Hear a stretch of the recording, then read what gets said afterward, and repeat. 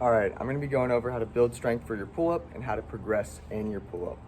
When you're doing a pull-up, you wanna think about bringing your shoulders together and squeezing them down. It's kind of like the lat pull-down machine if you've ever used that at the gym. The difference is you're engaging your core a little more. You wanna keep it tighter than you would doing a lat pull-down because you gotta balance your legs and you wanna keep yourself from swinging as much as you can. So just go ahead and get up on your bar or whatever you're using. I'm gonna be using this fence post for now. I'll show y'all more on the bar in a minute. To tighten your core just a little bit so you get used to that before you start doing a pull-up. There's no need to tighten it like this, like in a crunch motion or anything. Just like engage it. Another tip I have for stabilizing yourself on the bar, it's not entirely your core. Of course, you wanna be activating your lats. I know you can't see, but my legs are off the ground. They're just bent. Here's me not engaging my core and not engaging my lats. See, I'm just hanging, like I'm just hanging. Okay, once you engage your lats, it's gonna look more like this. And once you engage your core, it's gonna look more like this. So then you're very stable. That's what you wanna be like. If you're really not close to being able to do a pull-up at all, I really suggest working on your dead hangs.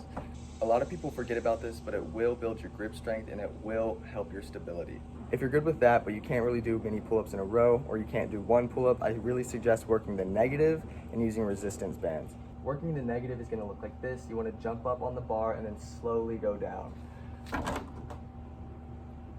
Squeeze your core as much as you can. Stop from shaking, there we go. Slowly go down.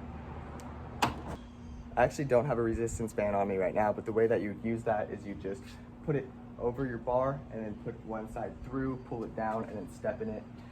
I'd recommend stepping in it with both feet. Just be really careful so it doesn't snap up. And make sure your band's not dry. If you pull it and it starts to crack, that's a sign it's about to break, it's about to snap on you, and that hurts. Anyways, using resistance band is a great way to build strength because it allows you to get the form down without as much weight. So think of it as an assisted pull-up if you've ever used a pull-up machine at a gym. You know, your knees are on the thing and it's helping you go up. It's basically like that.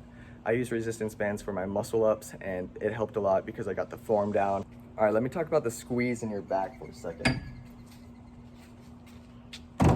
This is what I'm talking about, okay? So you may see people do pull-ups like this.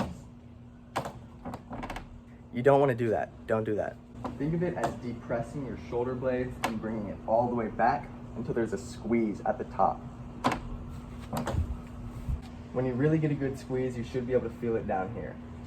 Okay, there's a few different types of pull-ups. I'm going to go over the three basic ones, that being wide grip, close grip, and normal grip. We're going to start off with normal grip. You want to place your hands just outside of your shoulders. I'd also recommend doing the hangs before you go into the pull-ups. I know I used to do close grip hangs and I used to do wide grip hangs just to build the stability. Really helps the core as well. Normal grip is pretty standard, you know, your hands are just right outside your shoulders and you pull up and you squeeze at the top. I think that's pretty self-explanatory. It's gonna look like this. The close grip pull-up is gonna work your arms a little bit more and your traps. I think this is pretty self-explanatory as well. Just put your hands closer together. And then pull and squeeze. You'll feel it more in your traps. I like to do wide grip pull-ups to get that V-taper and to widen out my back. This one's pretty self-explanatory as well. It's gonna be felt more in your back in the upper region.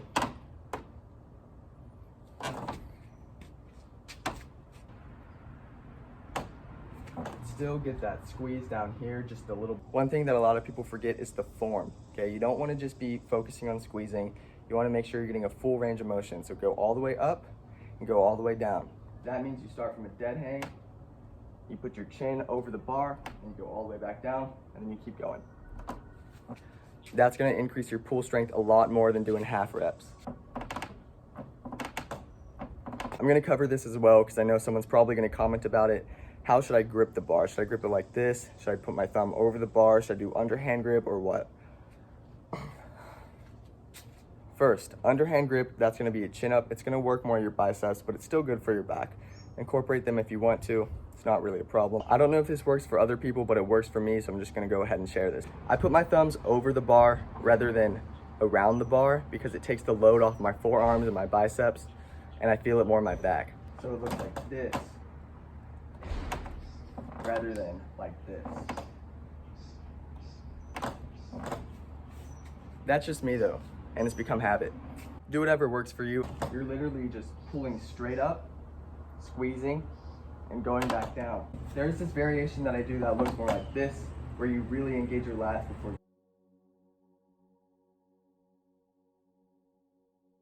That turns it into a row-like pull-up rather than just a straight up and down pull-up, but I'll go over pull-up variations in a different video.